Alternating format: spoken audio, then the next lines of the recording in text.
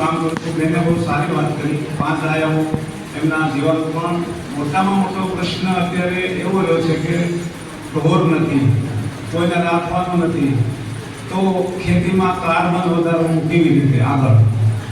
જમીનમાં મજૂરનો પ્રશ્ન મોટો છે. આ બધાના કારણો એક જ રસ્તો છે કે કાર્બન 1.5 મહિનો તમારી જમીન પડી રહે એમ હોય ને પાણી હોય ત્યારે તો તમે તલ, બાજરો, શણ, ઈકળ એમનું વાવેતર કરી 1.5 મહિના સુધી તમે એને 2-3 પાણ પાઈ દો અને ફળ ફૂલ આવવાની અવસ્થાએ એમાં પાનમાં અને ડાળીમાં પુષ્કળ પ્રમાણમાં એમાં ન્યુટ્રિશન હોય એનો રોટાવેટર મારો. તમે જ્યાં સુધી જમીનમાં કાર્બન નહીં વધારો, જેમણે જે વાત કરી બધી સાચી છે, પણ ત્યાં સુધી કોઈ વસ્તુનું ઉત્પાદન નથી આવવાનું. બીજો નંબર કે પ્રતિકૂળ વાતાવરણની સામે બહુ મુશ્કેલી વધતી જાય છે.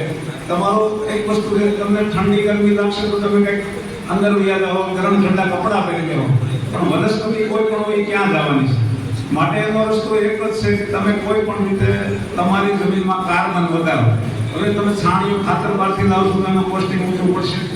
ઉકેલ એનો એ શિક્ષણ અને ઈકળ, એ સિવાય બાજરો, તલ, એમાં પુષ્કળ ન્યુટ્રિશન છે. ઘાટું વાવી અને એનું રોટાવેટર મારી દો 1.5 મહિને, તો સરસમાં સરસ તમારું કાર્બન દર વર્ષે વધતો જાય અને તમારો રાસાયણિક ખાતરનો ખર્ચ ઘટતો જાય. જીવાતના પ્રમાણમાં પરપક્ષી જીવાતનું આપોઆપ ઉત્પાદન વધતું જશે. જેવી રીતે આપણે આપણી પોતાની કાળજી રાખીએ છીએ એવી જમીનની અને એક સ્વાર્થ જેવું જીવન એવું બનાવવાનું કે તમારી તંદુરસ્તી જાળવવી છે, તો તમારે તમારું અહીંયા છો અને અત્યારે તમે જે આજે છો ખેડૂત, એ બધા કાંઈકનું કાંઈક ખેતીમાં કરે છે, એ જ છે.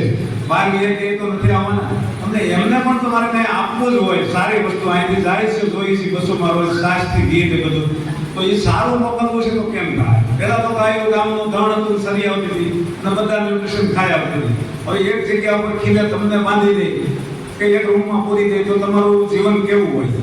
વસ્તુ એક જ છે, જો તમે છૂટી ગાય હોય, બધી વનસ્પતિ ખાતી હોય, એવી રીતનું કરશો તો આપણા વિસ્તારમાં 80 પછીના ઢોરનું પ્રમાણ ઘટ્યું. બે વસ્તુ છે, મેન્ટાલિટી પણ ફરી અને જીવનનો આખો હેલ્થ ફરી ગયો છે. સારું બધાને ભૌતિક સંપત્તિ જોઈ છે, તંદુરસ્તી પ્રત્યે બધાને ખબર છે કે આપણે ખાઈએ છીએ ઝેર છે. ચા વગર કોઈને નથી આવતું. આપણે પેઢી હતી વડી, એ ક્યાં ચા પીતા હતા? તો શું ફેર પડવાનું? ત્યારે ગોળ ઘી હતા, ઠીક છે, એ નથી બનવાનું. શા માટે આટલા બધા રોગ આવ્યા? હાથ પગના દુખાવા આવી ગયા, ક્યાંથી આવી ગયા? એક જ વસ્તુ છે કે તમારા ખોરાકમાં તમારી મેન્ટાલિટીમાં ફરક પડ્યો. અને ફક્ત ને ફક્ત તમારી એક જ વસ્તુ, ઉત્પાદન કે તમારા ખોરાકથી અસર નથી, તમારી માનસિકતાનો વિકાસ નહીં થાય જ્યાં સુધી તમે તમારું પોતાની જાતને નહીં ઓળખો, ત્યાં સુધી આ બધી વસ્તુ તમે સફળ નહીં થાવ. પોતાના જીવનને સફળ કરવું હોય તો પોતે જ તમારી જાતને ઓળખો. જય જય.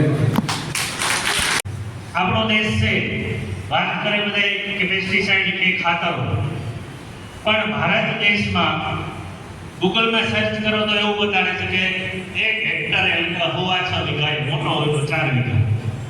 આપણે 400 થી 600 ગ્રામ કે ml પેસ્ટિસાઇડનો ઉપયોગ આપણી જમીનમાં કરીએ છીએ ઓન એવરેજ. એકાદ જગ્યાએ મેં એવું વાંચ્યું હતું કે 0.9 એટલે 1 કિલોથી નીચે આપણે પેસ્ટિસાઇડનો ઉપયોગ કરીએ છીએ. જ્યારે વિકસિત કન્ટ્રીઓ છે, જાપાન છે, આપણી કરતાં સારો દેશ કે ખરાબ? દરેક રીતે. તો ત્યાં લગભગ 11 થી 12 કિલો વપરાય છે. તેમ છતાંય આ પરિસ્થિતિ નથી. તો આનો જવાબ